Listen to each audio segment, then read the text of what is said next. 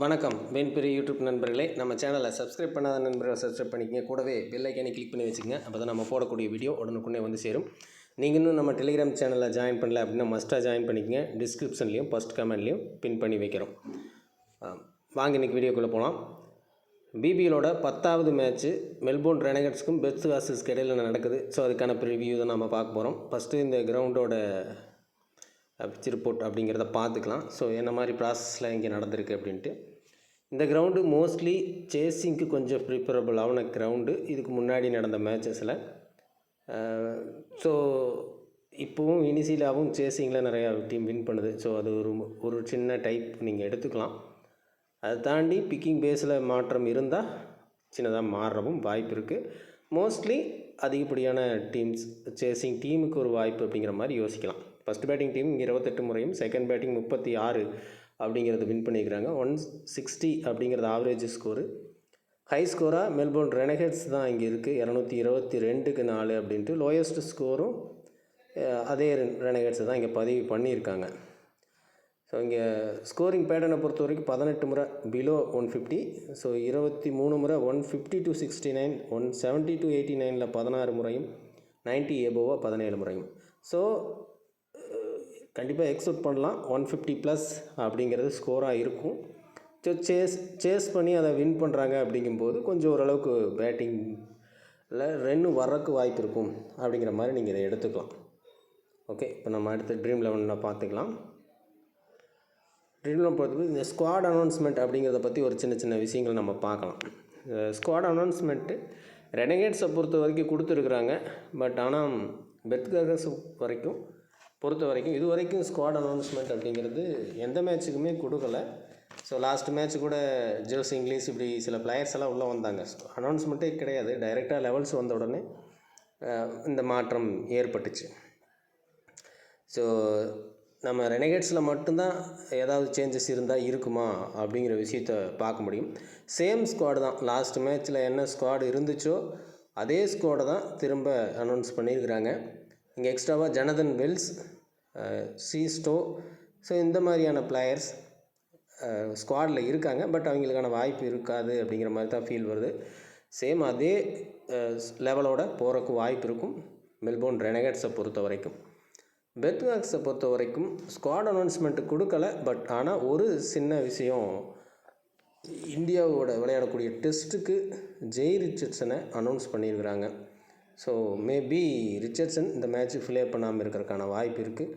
So கண்டிப்பாக கிளம்பியிருக்கணும் so timing connect பண்ணி பார்க்கும்போது டெஸ்ட்டுக்காக அங்கே ரெடியாக டெஃபினட்டாக கிளம்பியிருக்கணும். ஸோ அதனால் ஜெய் ரிச்சர்ட்சன் மட்டும் இல்லாமல் இருக்கும்.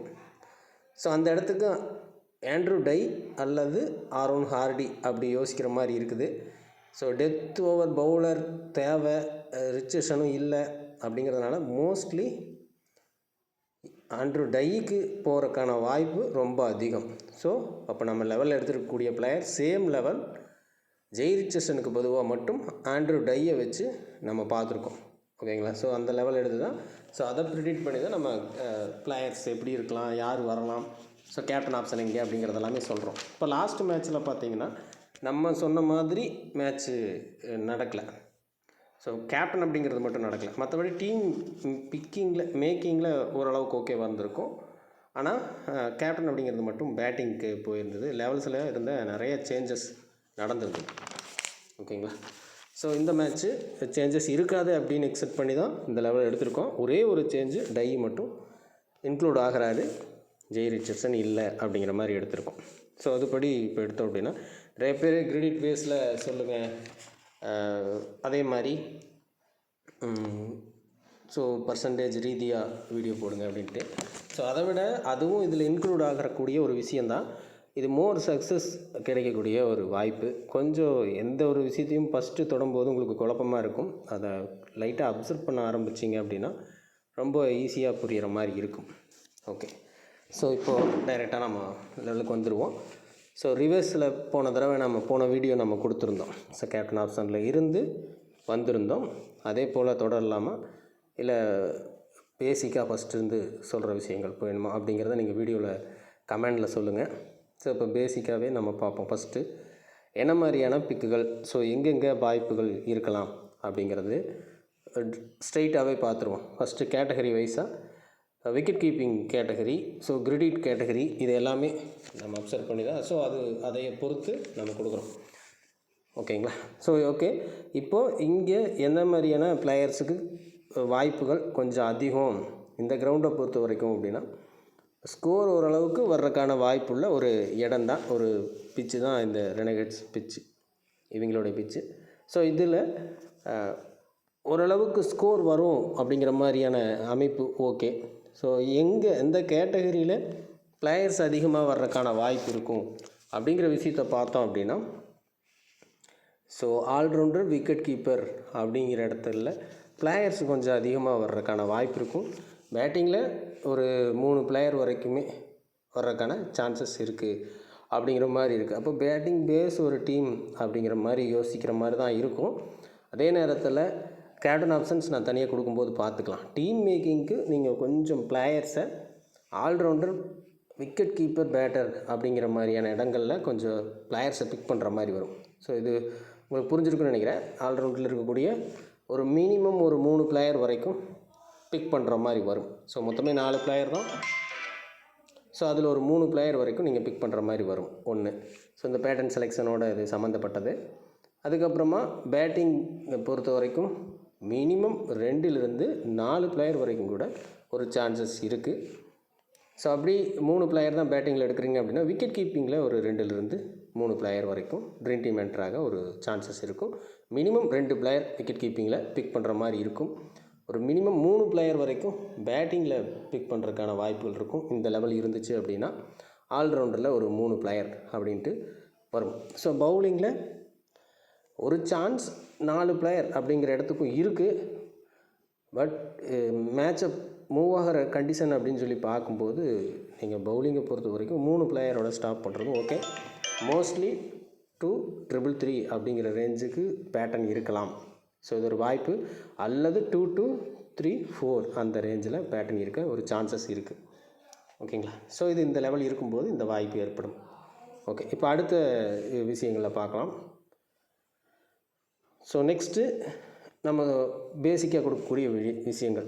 ஸோ எந்தெந்த பிளேயர்ஸு கொஞ்சம் வாய்ப்புகள் அதிகம் இந்த மேட்சை பொறுத்த வரைக்கும் அப்படிங்கிற மாதிரியான ஒரு சின்ன விஷயங்கள் அப்படிங்கிறத பார்த்துக்கலாம்.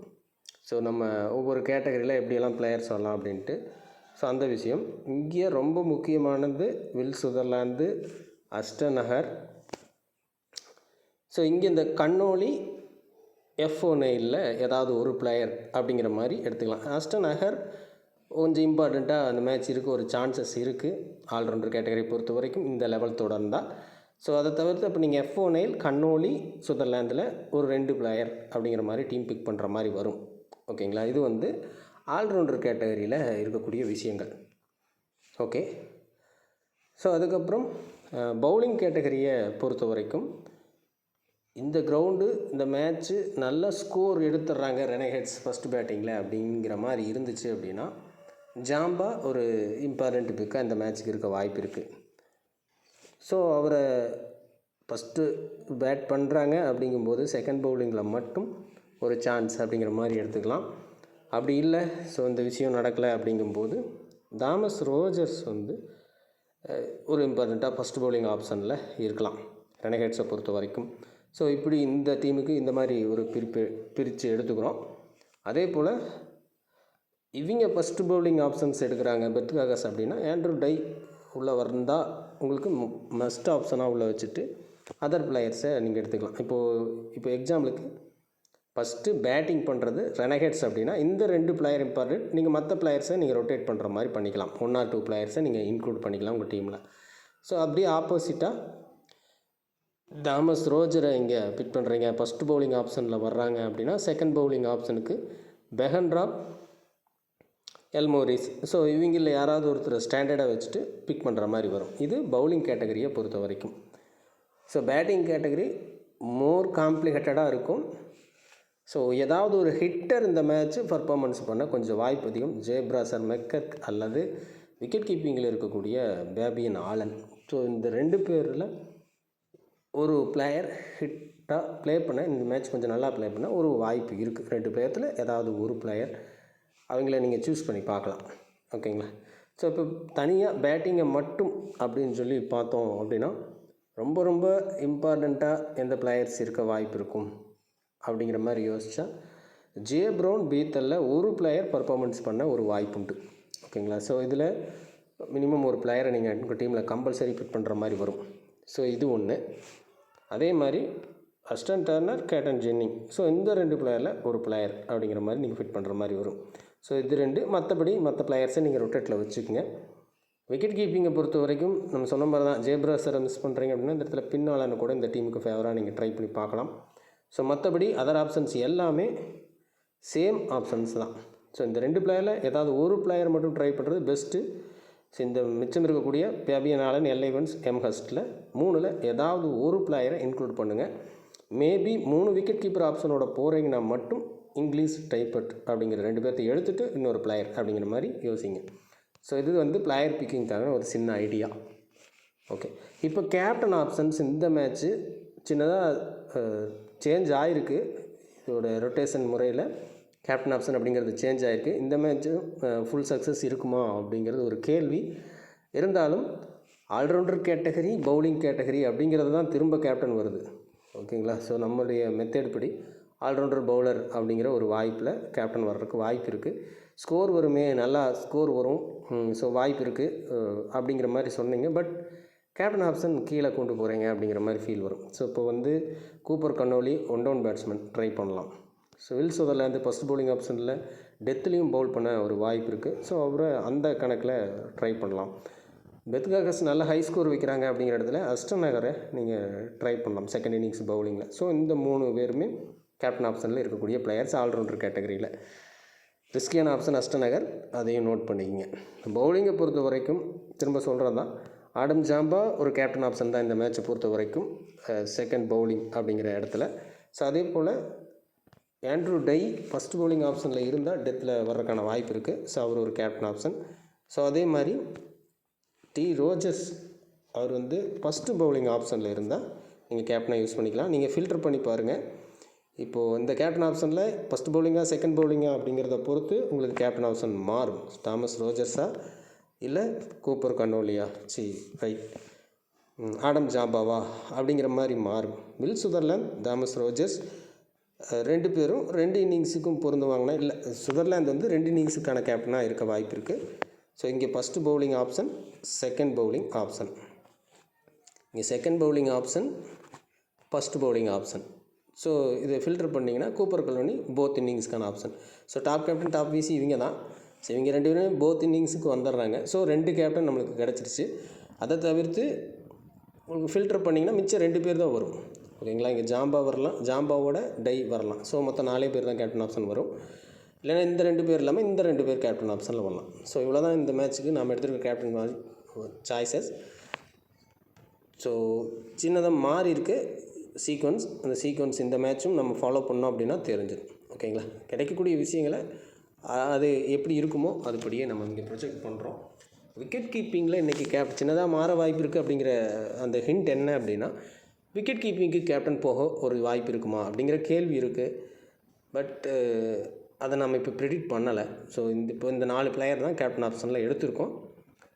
இந்த சீக்வன்ஸ் மாறின விஷயம் ஒரு வேளை கண்டிப்பாக மாறி இருக்குது அப்படின்னா விக்கெட் கீப்பிங் ஆப்ஷனில் ஒரு கேப்டன் ஆப்ஷன் இருக்கலாம். ஓகே ஃப்ரெண்ட்ஸ், மீண்டும் அடுத்த வீடியோவில் சந்திப்போம்.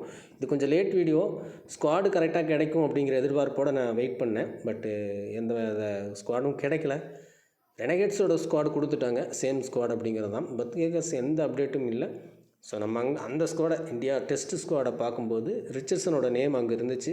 ஸோ அதனால் அவர் அங்கே போயிருப்பார், ப்ளே பண்ண மாட்டார் அப்படிங்கிறதுக்காக நாமளாக ஆண்ட்ரூ டையை ரீப்ளேஸ்மெண்ட் பண்ணியிருக்கோம். ஓகே ஃப்ரெண்ட்ஸ், மீண்டும் அடுத்த வீடியோவில் சந்திப்போம். டெலிகிராமில் ஜாயின் பண்ணாதவங்க ஜாயின் பண்ணுங்கள். வீடியோ எல்லோரும் லைக் பண்ணுங்கள். ஸோ மற்றவங்களுக்கு கொஞ்சம் ரெக்கமெண்ட் ஆகும். மீண்டும் அடுத்த வீடியோவில் சந்திப்போம். நன்றி, வணக்கம்.